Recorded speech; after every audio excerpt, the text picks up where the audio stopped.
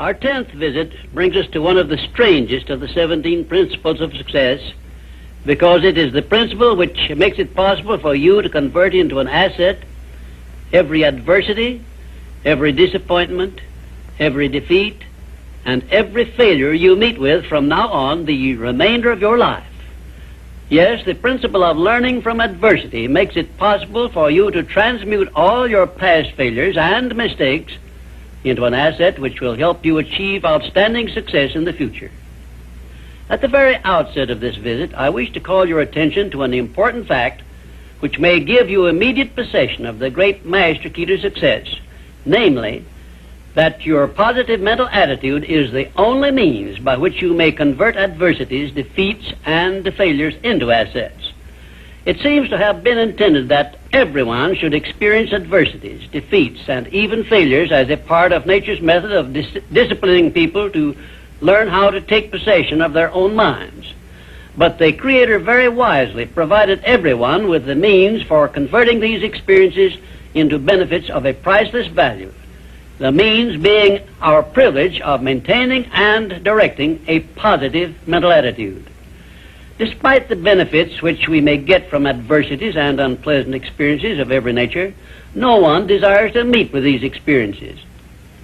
Once you learn that adversities can be made to pay dividends, you will acquire the habit of looking for that seed of an equivalent benefit in each such experience with which you meet. My first illustration concerns a man of whom you may have heard, and I have no doubt you have eaten some of the food which he produced and marketed throughout the nation as a result of an adversity which would have stopped most men cold.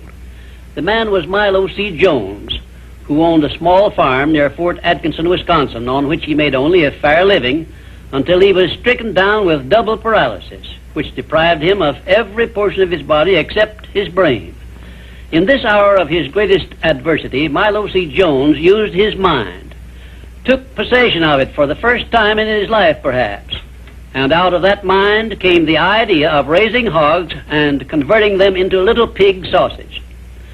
And on that same farm, where previous to that adversity he made only a mere living, he found the seed of an equivalent benefit that compensated him for the loss of the use of his body and lived to see little pig sausage yield him a huge fortune. Isn't it strange that so often people have to be cut down by failure and defeat before they learn that they have minds capable of mastering all of their problems? My next illustration is based on an adversity of a man whom we all know because he was President of the United States, and his name was Franklin D. Roosevelt, who was stricken in the prime of his life with polio, which destroyed the use of his legs. Instead of sitting on a street corner with a tin cup and some lead pencils, as many another might have done under similar circumstances, Franklin D. Roosevelt transmuted his affliction into a build-up of his self-reliance and lifted himself to the highest position available to mankind anywhere on this earth, got that position and held it until he passed on, held it longer than had any previous president. Verily, I tell you with all the enthusiasm at my command, that you may find in your adversities the necessary challenge to inspire you on to success, such as you never would have known without these experiences. Right here, may I remind you of the great importance of following the principle of a positive mental attitude, because this is the principle you will need most in converting unpleasant experiences into assets. My next illustration involves a very intimate personal experience of my own, which began when my mother passed on. I was 8 years of age.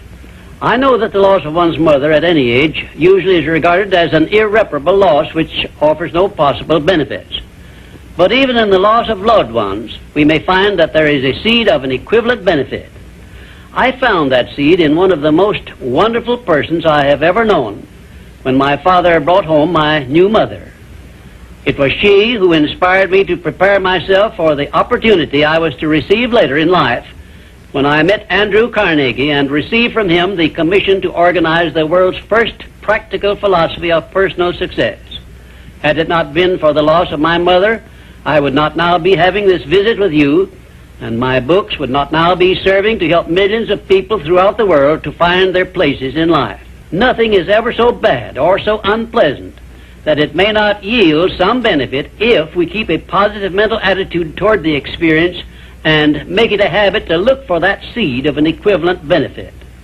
This, of course, involves the application of that important success principle, personal initiative.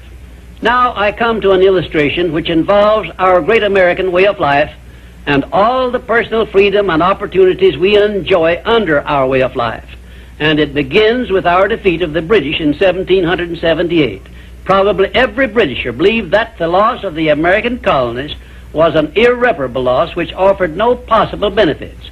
Yet you and I know that if we had not defeated the British and made ourselves rich and powerful, the British Empire probably would have been wiped out in World Wars I or II. We know also that although the British Empire survived those two wars, it was our financial help which saved the British from starvation and bankruptcy. So, today, every Britisher should give thanks for the defeat of Lord Cornwallis's armistice, because that defeat finally became the means of survival of the British Empire. My next illustration brings us face to face with an adversity which involves you and I and every other person now living. I have reference to the trend in this and all other countries to rob individuals of their rights of personal freedom, a trend which is in direct violation of the obvious purpose of the Creator to give every individual the privilege of freedom of thought and action. There is something definite you and I can do about this common trend to rob us of our rights of personal freedom. We cannot turn it back entirely by our individual efforts, but we can and we should do something about it where it affects us individually and where we know what we can do and how we can do it. Of course you will ask, what can I do to influence a world trend? And I shall answer by saying there is something definite that you can do. You can refuse to accept this common trend and take full possession of your own mind, thus fulfilling your personal responsibility to your Creator. Remember those two sealed envelopes I mentioned in a previous visit. One of them is labeled riches you may enjoy by taking possession of your own mind. Very well, you have a responsibility to yourself, your loved ones, your Creator, to take possession of your own mind and to direct it to ends of your own choice. This responsibility is yours and no one else can rob you of it or fulfill it for you. You also have a responsibility to your country, which has given you our great American way of life. Our great system of free enterprise, which is so designed as to provide one with every possible motive for taking possession of his own mind and writing his own ticket in life. It is definitely a part of the overall plan of the universe to give man the benefit only of those blessings he recognizes, embraces, and uses constructively. Tie your arm to your side and take it out of use, and nature rebels immediately by causing the arm to atrophy, wither, and become useless. Neglect to keep in contact with your friends and to cultivate them, and you lose them. Show indifference to the patrons from whom you earn your living, or the employer who pays your wages, and very soon you find yourself without a market for your services. It is an inevitable law of nature that you lose that which you do not use.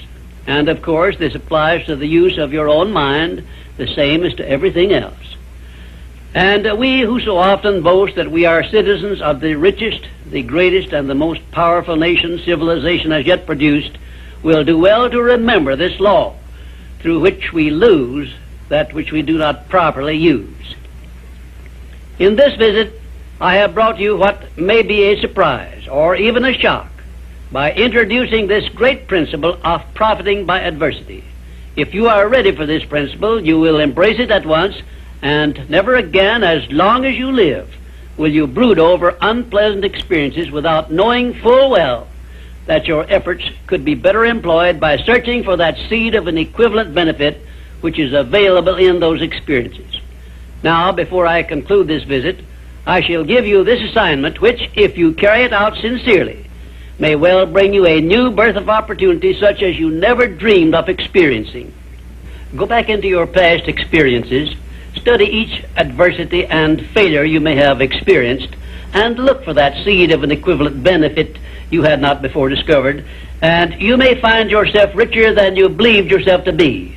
And now, until our next visit, just remember, nothing can be called failure until you accept it as such.